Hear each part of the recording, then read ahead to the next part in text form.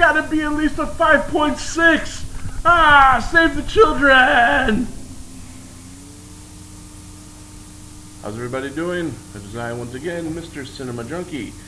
And it's been a while, I know, but I'm gonna throw some reviews your way today. Aren't you excited?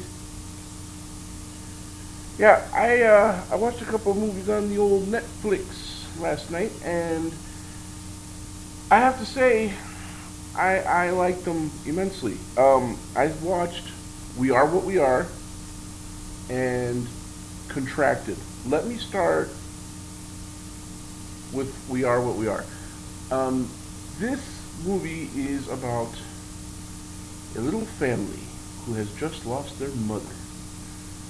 The mom dies right in the beginning of the movie, and her death, in some ways, brings about a little bit of during the autopsy, brings about some interest in the family's goings on, and you start to find out that the family is a family of cannibals. Now, this isn't a big secret, so I'm not giving away like this big ending or anything. This, you know, they're a family of cannibals, but they're a very devout religious family of cannibals. Okay, it's like their father is he's just bent on keeping their traditions alive as far as the whole cannibal thing, and you start to find out as the movie goes on where it started from and why they became, well, what they were. It has a very moderate, in my opinion, a very moderate amount of gore and the wet stuff, you know, things that we like to see in those movies. I thought it was a really good movie. I really did. I didn't have any problem with it. Probably not as good as Ravenous, but I liked the way it was approached. I liked the way the subject was handled. The father's overbearing. The daughters are kind of like, the older one is kind of on the cusp of whether she's really down with the whole program or not. The younger one has pretty much made up her mind. She wants nothing to do with this anymore. That, you know, she keeps telling her sister, he can't make me do this ever again, and so you get the feeling that she doesn't, you know, she's not on board with any of this. And the younger brother, the small boy, really is kind of clueless to what's going on. It's just the life he knows. I don't think he even knows that it's human flesh that he's eating. He just knows that he's starving for 3 days because they have to fast for 3 days before they have their meal. It's a kind of religious thing, and then they eat, and he's just happy to eat. So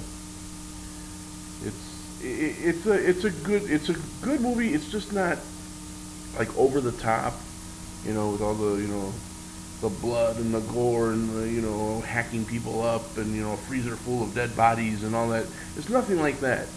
It's a somewhat subtle, intelligent kind of cannibal movie, I suppose. No online dating involved, none of that stuff.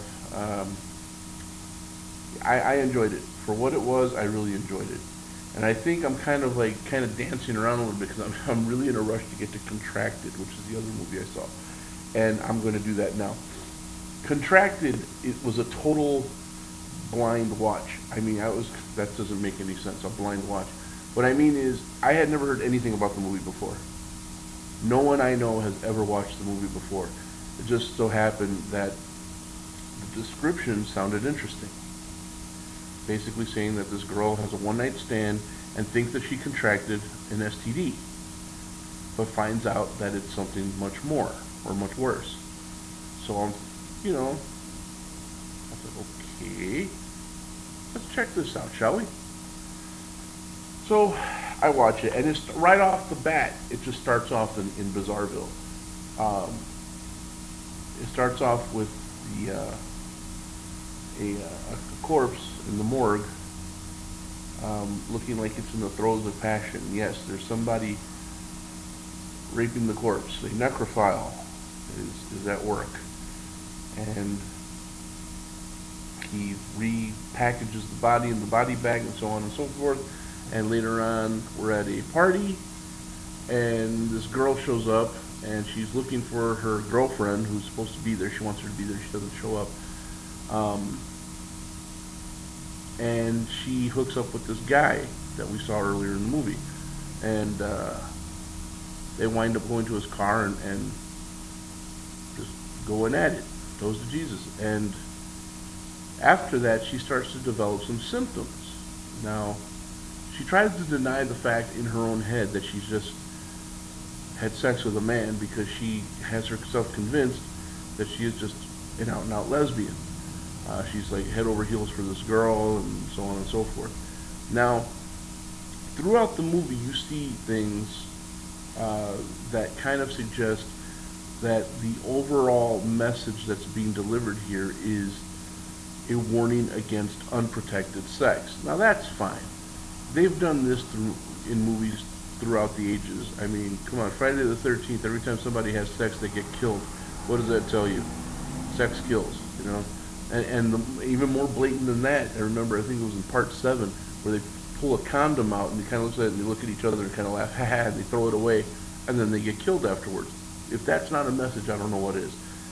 So in this one, it kind of hints around that the whole basis of the movie is to deliver this very, very extreme message against unprotected sex.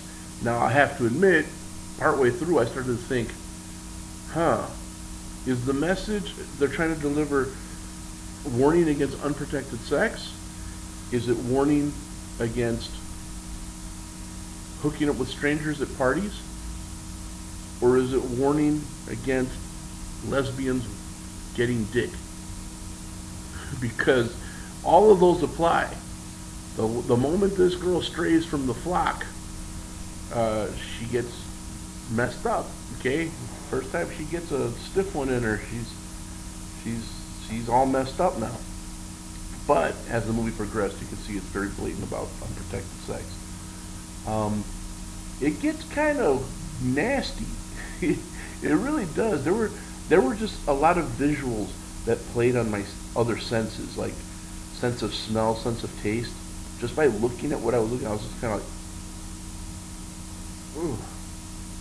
And it pushed me to a level, it pushed me to this one level, this one scene pushed me to a level that was, I was like right on the edge of just like being completely grossed out. But usually when I get to those points, I can draw back. I can just be like, ugh, and then just draw back and I'm cool again until the next scene. This one, what it did to me was it took me to that point and then pushed me over the edge. Because I was already at this point like, mm-mm. And then when I tried to bring myself back down, it did this one other thing and I was like, I gagged so bad. I was like, oh God, disgusting, disgusting, man.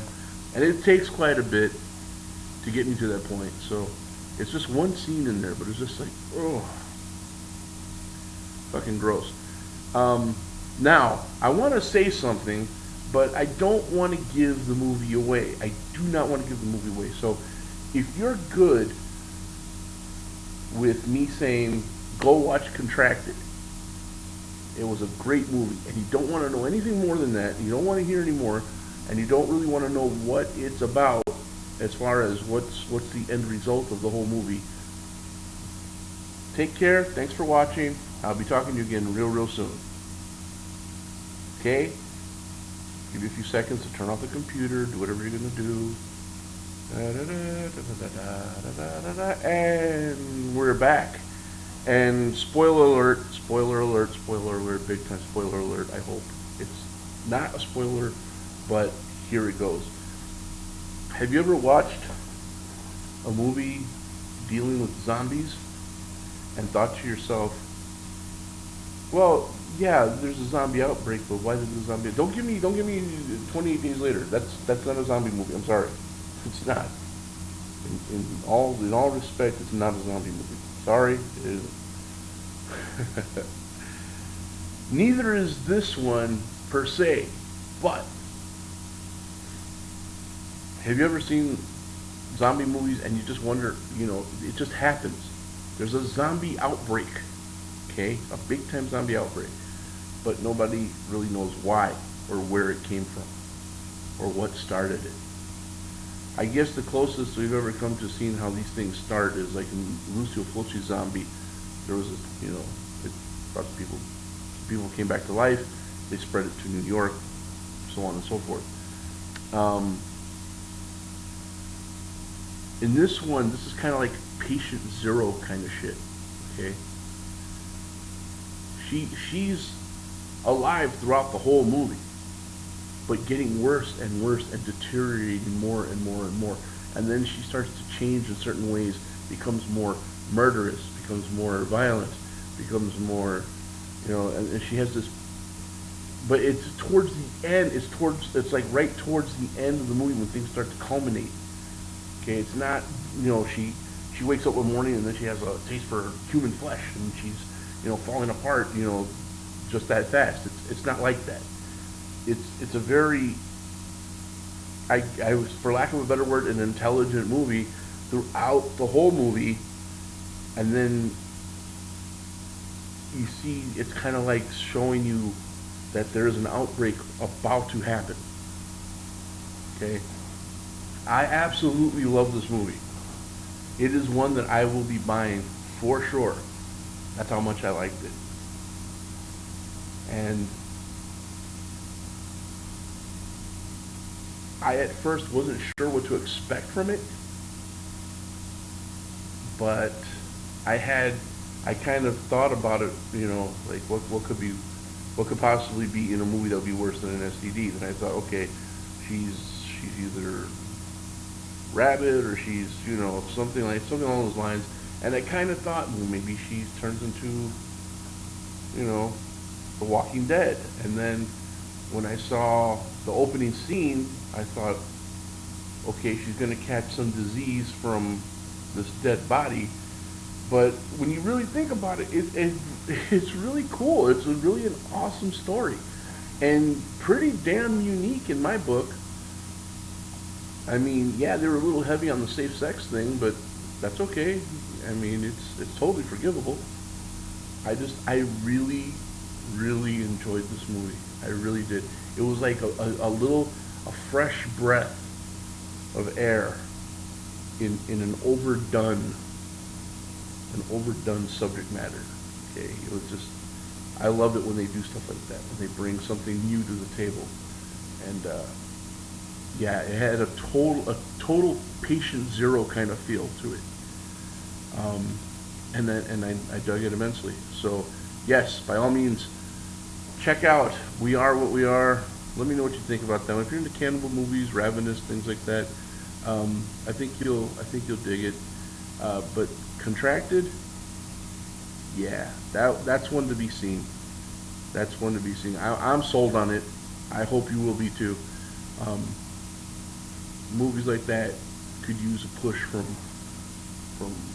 horror community in general. Just kind of get those movies being made, get more of those kinds of movies being done.